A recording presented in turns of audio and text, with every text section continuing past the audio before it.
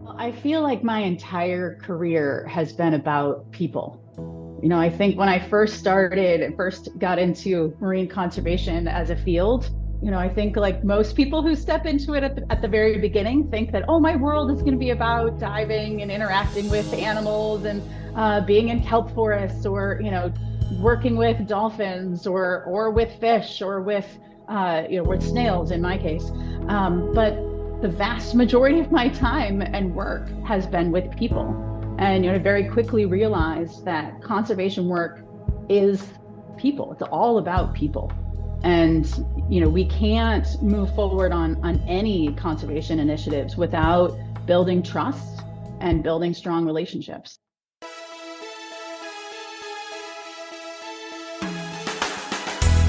Welcome to The Courage Effect. I'm Suzanne Weller, and this is a show about growth and unleashing what's possible. You will hear inspiring stories about what courage looks like, how we navigate what's getting in our way, and the opportunities that surface when we choose courage over comfort. Let's get started.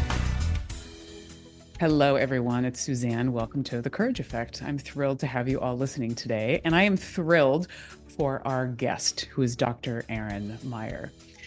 This is going to be a conversation about conservation because she is the Chief Conservation Officer at the Seattle Aquarium. And one of the things I think is so intriguing about not only the work that she does, but the challenges and the courage of bringing people together around causes such as conservation, because it is really hard to rally people around something that is so important in our world and to keep them interested, motivated, committed, and to have that impact on a longer term basis. So let me give you a little bit of background on Dr. Erin Meyer. As I said, Chief Conservation Officer at the Seattle Aquarium, where she leads their global conservation strategy, oversees the animal care and rehabilitation, social change, field conservation and research, and conservation policy teams. She is a fierce advocate for decolonizing conservation and brings a focus of collaborating with tribes and other indigenous and marginalized communities as foundational to her work. Erin's interests lie at the intersection of people, communities, biodiversity, and action. She serves on a variety of committees and boards, including Aquarium Conservation Partnership Executive Committee, Reshark Council, and WASA's Conservation Committee. Erin, you do so much work. I'm thrilled to have you here. Welcome to The Courage Effect. Thank you, Suzanne. So I'd love to hear more about Reshark, because I know that this is something that you're on the board. It's near and dear to your heart. Give us a little bit of background into that. I think that's a great place to kick off. Yeah, so Reshark is an international collective effort to recover threatened sharks and rays around the world. We are now a global consortium of almost 100 organizations, governments, and local leaders working across over 15 different countries, all working together, again, around recovering threatened sharks and rays. We do this work because we're committed to scalable shark and ray rewilding through these innovative global collaborative programs collaborating across all these different organizations and governments and working with local communities. And we link ex situ, so work that's happening outside of the ocean, with in situ, so work happening in the ocean, conservation efforts through breeding and conservation translocations. Big word. The IUCN, so the International Union for the Conservation of Nature, defines translocation as the deliberate movement of organisms from one site for release in another. So that's our kind of main focus for the work we do within Reshark. Wow, it sounds like a massive endeavor, and it sounds like it takes a lot of people to make that happen. It absolutely does. I noted that there are almost 100 different organizations and governments involved, but there are hundreds, almost thousands, I guess almost over 1,000 people now who are collaborating with us on this global initiative. And we only have one project running so far. So I can only imagine how big it's going to grow as we start expanding beyond our first project. And what are some of the biggest challenges that you've experienced so far in this project? When I got started, I thought, I think we all thought when we had our first steering committee meeting in February of 2020 to focus around our very first project. Mhm. And I think we all thought that the hardest part was going to be getting the breeding done and getting all the permits done and getting the animals from place to place. And yes, that was far more complex than I thought it was when we first started talking about this idea. But the hardest thing about this project is also what makes it so successful. And that is bringing together all of these incredibly diverse partners. So meaning people from different countries, different cultures, different backgrounds, different areas of expertise, different industries, and creating a space where everybody sitting around that table, which is often a virtual table, feel comfortable speaking and sharing their expertise and sharing their perspective and finding that path forward that links together all of those unique experience and expertise to leverage that to push this project and the efforts forward. That has been the most complex, complicated, difficult, but also the most rewarding part of this work. I really appreciate you calling that out, because what I'm hearing is just like relationship management on steroids, and that is one of the hardest things to be able to do in general in our lives. But in order for any project along these lines to be successful, it really comes down to building those relationships. 100%. And if you, as I noted, we launched or had our first steering committee meeting in February of 2020. Now let's all remember what February of 2020 was like. I'm based in Seattle, so ground zero where we started hearing about COVID reports. And so for the first 2 years of our work together, most of us had never met each other. So we started with, under 10 people on a Zoom call meeting every week. And that quickly grew to, almost 50 people within the first few months, just building out all of our different working groups, again, with people from all around the world, all connecting over Zoom, all working hard to build trust over Zoom, which can be very challenging.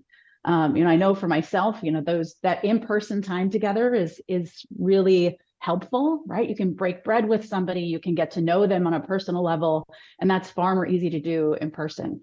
But COVID kept us from doing that. And our project leader in Indonesia, so Neshi Chida and we hired her in kind of mid 2020. I didn't meet her for the first time until 2 years later. And we had been working together for almost 2 years, among other partners as well, right? So it's challenging to navigate trust relationships or relationships in general that are built over video conferencing.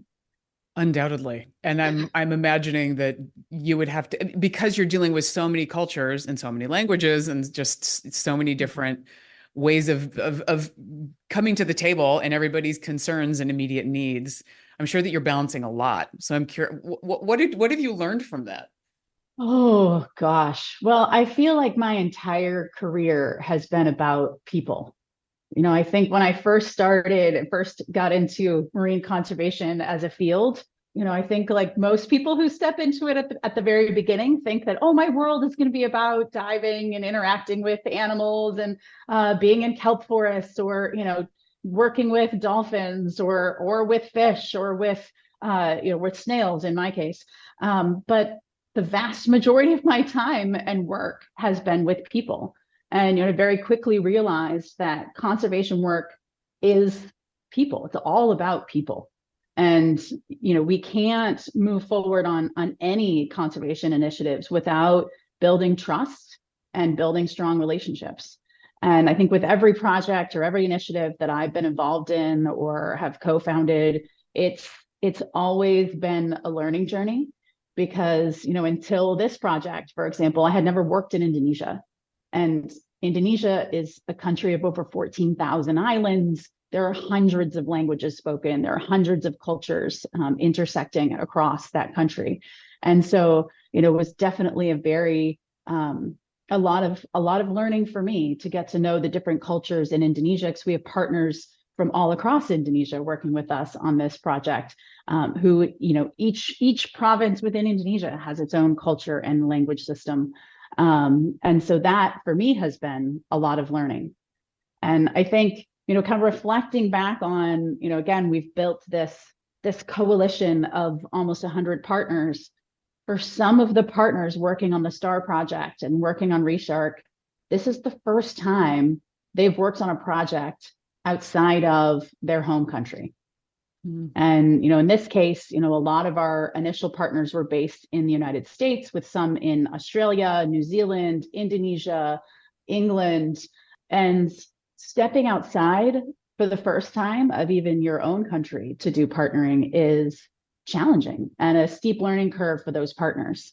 So, it's been fun for me, in a way, to, help bring people into that space and help people, understand how to learn and listen to people coming from a different perspective, to, welcoming your own expertise being challenged. And that is a hard thing for all of us to do. So beautifully said in so many ways. And it's a really, to your point, to the reminder of like Indonesia being so many islands and so many cultures, and going in. I mean, that's really challenging. That's really hard to also be, I mean, like, oh, I'm the woman coming from America. And I know we all have these reputations of being American and going in and doing things our way. So I'm imagining that it also took a good amount of vulnerability for you to get in that space and to learn and to also bring your expertise. I'm sure that's probably a dance for you overall in your larger work. 100%. And, I feel like every day of my work life and every day of my life is about checking my own privilege and, recognizing, that yes, I have experience and expertise to offer and my own perspective to offer, but so does everybody else that's sitting around the table. And, making sure that I'm also conscious of creating space for those other voices. And sometimes that means having conversations outside of that joint call, so that, I can understand where different perspectives of people are coming from, and I can help invite that on a call. And to be clear, the people sitting around that table on that call back in February of 2020, we had representatives from Conservation International, from Georgia Aquarium, from the Mosul Foundation, from Thrive Conservation, from Conservasi Indonesia. So from, organizations from all around the world. And, so by no means was this my idea, but it was definitely an incredible group idea that came together, after really many years of ideating in different circles. And we finally sat down together virtually. What an amazing initiative. I want to hear more about this. We're going to cut for a quick ad break, but I'd love to hear more about how you got into conservation, first of all. And I'd love to talk more about why sharks and rays, the importance of Reshark overall, and just the broader work and the whole idea of decolonizing conservation, because I think that's fascinating and it's one that I haven't thought about. And I would really like to make sure that we get to speak to that a little bit more. So if that sounds good to you, we will be back, everybody. Stay tuned.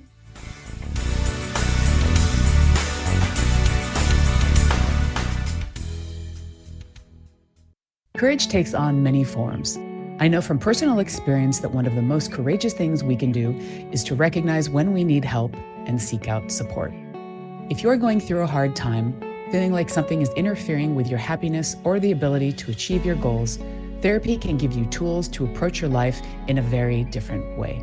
And that's why I'm excited to tell you about today's sponsor, BetterHelp. BetterHelp's mission is to make therapy more affordable and accessible. It's an online platform where you can be matched with a professional therapist in as little as a few days. For more information and to get matched with a therapist, go to BetterHelp, that's HELP.com/courage.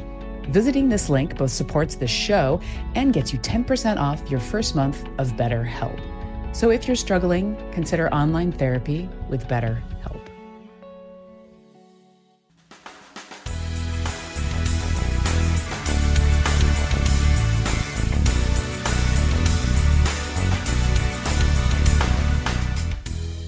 Welcome back to The Courage Effect. This is Suzanne, and I'm in conversation with Dr. Erin Meyer, who's the Chief Conservation Officer at the Seattle Aquarium.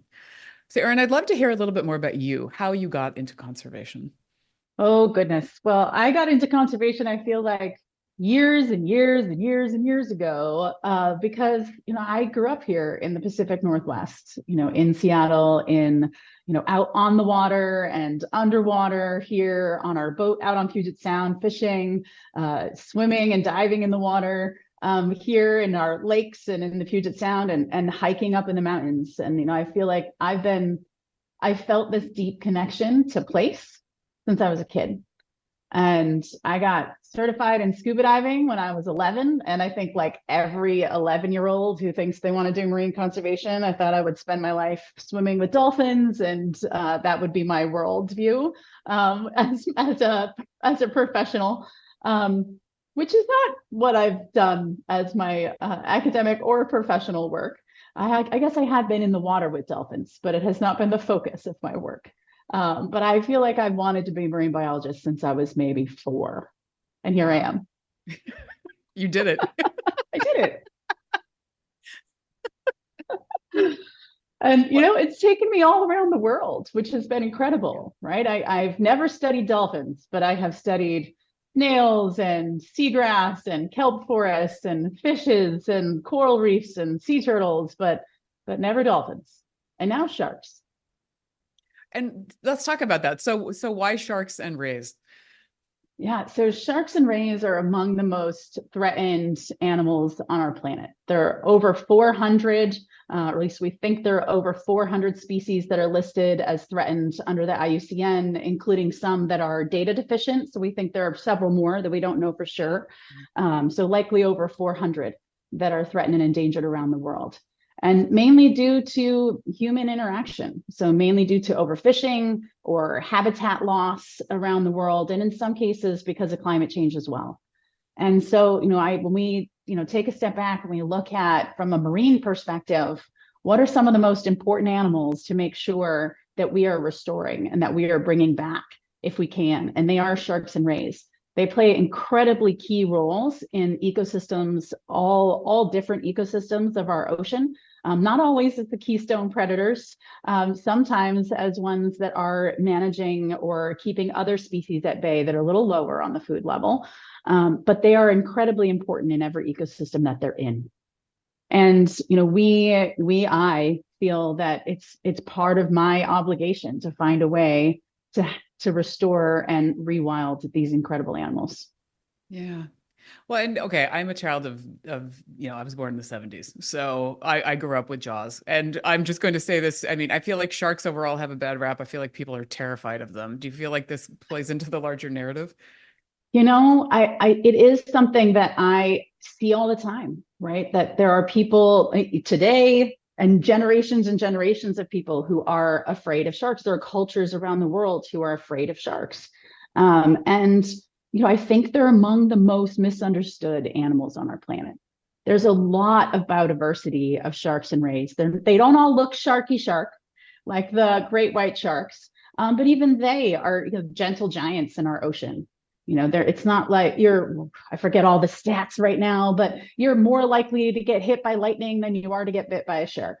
And there are, it's very rare, but when it happens, it gets blasted across our media. And it's not doing good things for helping to recover these important species in our ocean.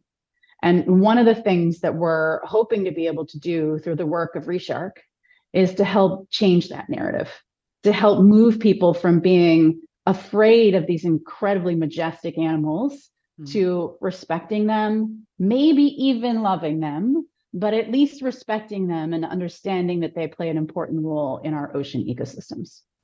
Definitely. And what about for the aquarium? What are some of the challenges that you're seeing there? I mean, I'm sure that they're quite similar to what you're doing with Reshark, but I'd love to hear something a little bit more locally focused. Yeah, so here at the Seattle Aquarium, so of course I work at the Seattle Aquarium, we have our new Ocean Pavilion is opening this summer.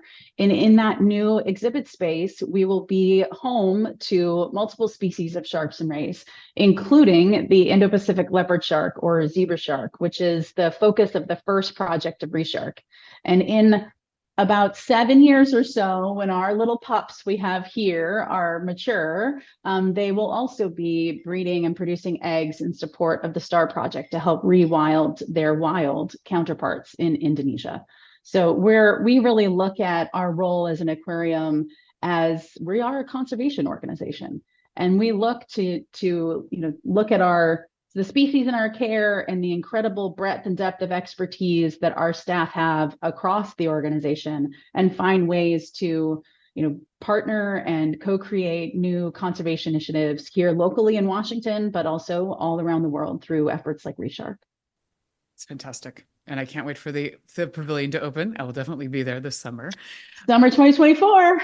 Here we go. It's coming up. Um, and I'm curious too. So when you use the term decolonizing conservation, talk to me a little bit more about that. Mhm. So when we look across the history of conservation, whether we're talking about terrestrial conservation, marine conservation, just conservation writ large, the the way that at least in the kind of Western focused words, when we think about when conservation started from a Western point of view, we think about that as when Westerners or Western NGOs or nonprofits or other organizations started engaging in conservation work. And the way that that typically happened when conservation first started is conservation organizations would kind of parachute in to a location within their same country or within another country with some funding at hand and goals already in place to move forward on some kind of conservation effort. That could be setting up a protected area. That could be restoring a wild population of some species.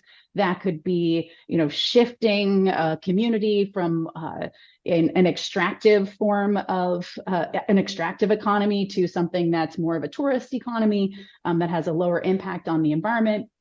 And typically, the duration of that engagement would last as long as the funding lasted. And then that organization would leave.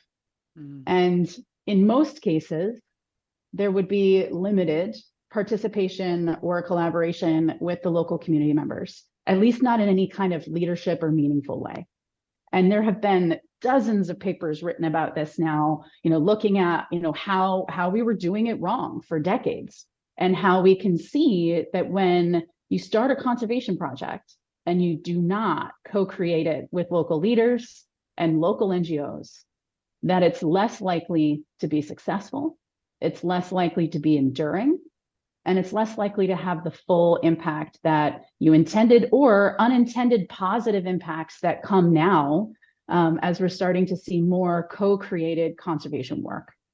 And so, my focus on decolonizing conservation is exactly that. It's making sure that even at the point of ideating around a new conservation project, before the table is even set, that we are reaching out to leaders in the place where the work is going to happen and inviting them to ideate, to share, to help influence the direction of the project and even who else should be sitting around that leadership table. And that it's not just in one part of the project and then done. It's not just at the beginning, it's not just at the end, but that we're engaging with local communities, with indigenous communities, with tribes and other indigenous leaders throughout the entire process. And that has been an incredible journey for the STAR Project and ReShark, and continues to be a journey that we're on here at the Seattle Aquarium through all of our conservation efforts.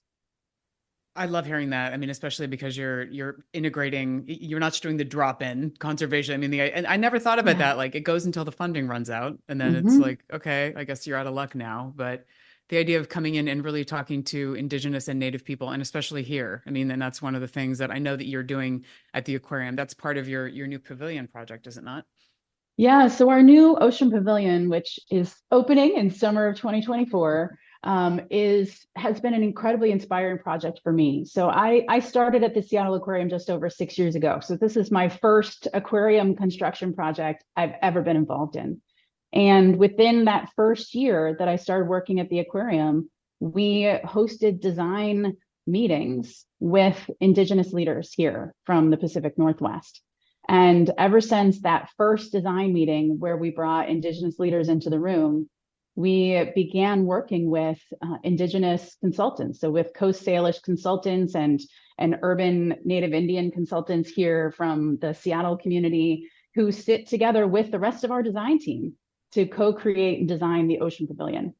And we also worked with an Indigenous consultant to help us select the Indigenous artist that we're working with for the Ocean Pavilion, who designed the artworks that will welcome our 1.2 million guests into the Ocean Pavilion every year. And so there are artworks that will be above your head that are designed by Dan Friday, who's a Lummi artist here. and also some artworks that are designed that are on the roof of our new Ocean Pavilion building as well. So it's been an incredibly inspiring learning opportunity for me in our partnerships with our Coast Salish leaders here and our Coast Salish communities here through the work of the Ocean Pavilion. And I can't wait to see it come to life. So inspiring, and I love the idea of bringing in, I mean, the consultant to make sure that you're, having the right conversations, bringing the right people to the table. And I would also imagine there's a certain amount of letting go of control as you're allowing that innovation to happen and you're learning from the process, as you just said. Yeah. So to select the artists we worked with for the Ocean Pavilion, we hired that third party Indigenous consultant. She created an all Indigenous panel who reviewed and selected the final artists. And we stepped away from having control over that, recognizing that we wanted the artists to be selected by Indigenous leaders and Indigenous partners, not by us. And what has happened through that process and how inspiring that has been to us as we think about how we carry that through and talk about that work has been really exciting. It's going to go beyond just this one project and influencing other projects going forward, or at least I hope it will. Great work. Well, I can't wait to see it. And this conversation has gone so quickly, and I'm sorry to say that we have to wrap, but I want to share a couple things that I heard you say. First and foremost, conservation is about people. So what are the relationships that we need to have? How do we also respect Indigenous and Native peoples as we're doing these conservation projects overall? And respecting the animals, respecting our the environment, the Native peoples and the animals. And there's a certain amount of humility that goes along with that. And I think that is also giving up control and being open to learn and having the courage to do that. So going back to, I mean, you said that you were in fourth grade when you decided that you wanted to become 4 years old. 4 years old when you wanted to become a marine biologist. So what is the thing that yourself now would love to go back and tell your 4-year-old self? Oh, that's a good question. I don't know. I mean, I grew up wandering the halls of the Seattle Aquarium, actually, and looking into those habitats there and really seeing what's in there. But yeah, I really did think when I was 4 that I was going to spend my life studying dolphins. I don't know if it would help my 4-year-old self to know that that's not what I'm going to do. That might deter me from pursuing that path. So I don't know that I would tell that to myself.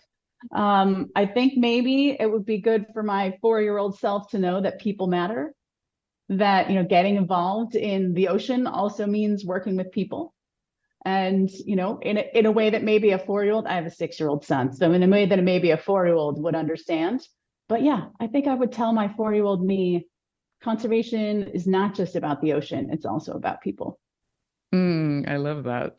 I'm also curious for you, since you were a little girl walking around in those halls and exploring, what was it like when you actually became one of the key leaders of the organization? It was nostalgic when I first came back to the aquarium because it had been a really long time since I had been here, because we moved out of Washington State when I was 12.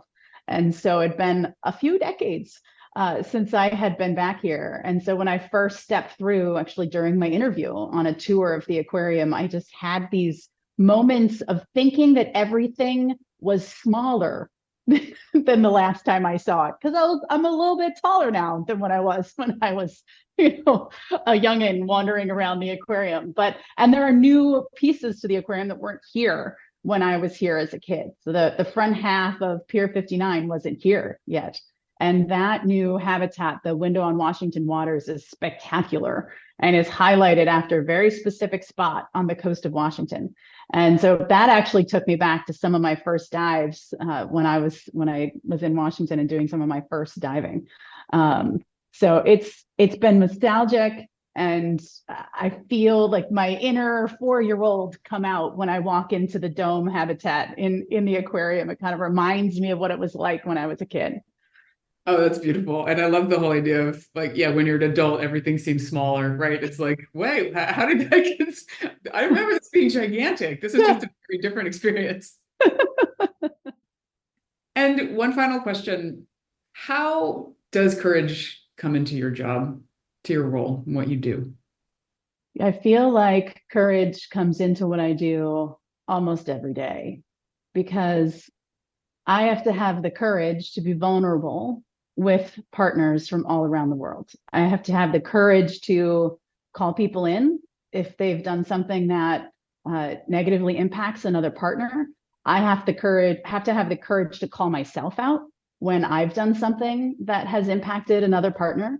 And every single one of those mistakes that either I'm making or that another partner makes is an opportunity to grow and strengthen trust. And I have to have the courage to take that step, to recognize that, being vulnerable and calling somebody in or calling somebody out is how we move forward. And it's hard. And it is not an easy decision to make every time. But I know that it's needed, or I know when it's needed. I also really appreciate you're using the language of calling somebody into a conversation, which for me is a game changer because it's not about pointing out something as a problem, but you're opening up and inviting somebody into a conversation so you can create new results together. Yeah. And that calling in, it's taking the time outside of the group meeting when, another, colleague shares, this, someone said this on this call, and here's how that impacted me. And then kind of taking that on as part of what I do to have those conversations outside of a group conversation to help people, because oftentimes, it's most often not that people are saying things to intentionally cause harm. It's often because there's not that self-reflection or that self-awareness that something that they're saying could cause harm. And so sometimes that first conversation is a very challenging one for someone who, maybe partner work is new or cross-cultural work is new, and helping them to understand that how you say something, what words you use, when you speak, that in a meeting, all of those things matter and can impact partners on a call. And it gets very complicated when you have multiple cultures represented on a call, to not make a misstep. So in some ways, it's just recognizing you're going to and being open to the feedback of here's what you could do better. The courage to learn and to learn from other people. So you're calling people in and really understanding that maybe you come from different places. Maybe the way that you are saying something intent-wise isn't necessarily coming through in how you're communicating. Exactly. Yeah. So Erin, any final thoughts as we wrap our conversation today? Well, maybe two final thoughts. One, if you're inspired by hearing about the work of Reshark, I encourage you and all the listeners to check out reshark.org to learn a little bit more about our work and check out our mini documentary series. And I also encourage listeners to take a look at seattleaquarium.org. We'll be posting in the coming months a little bit more about the opening of the new Ocean Pavilion. Fantastic. We'll put all of that in the show notes. And thank you for being here, everybody. Thank you for listening. Stay courageous. The Courage Effect is brought to you by Weller Collaboration. We partner with individuals, teams, and organizations to enhance leadership, increase agility, and build effective teams. More information about us is available via the links in our show notes. Please spread the word about the Courage Effect. Rate and review your favorite episodes on iTunes or your favorite podcast platform. Share with your colleagues, family, and anyone in your universe who might be inspired by a good dose of courage. If you have feedback or stories to share about the show or would like to apply to be a guest, please contact us via our website. Benny Mathers is our producer. Dave Nelson composed our theme music. Alex Sandyforth is our administrative maven, and I'm your host, Suzanne Weller.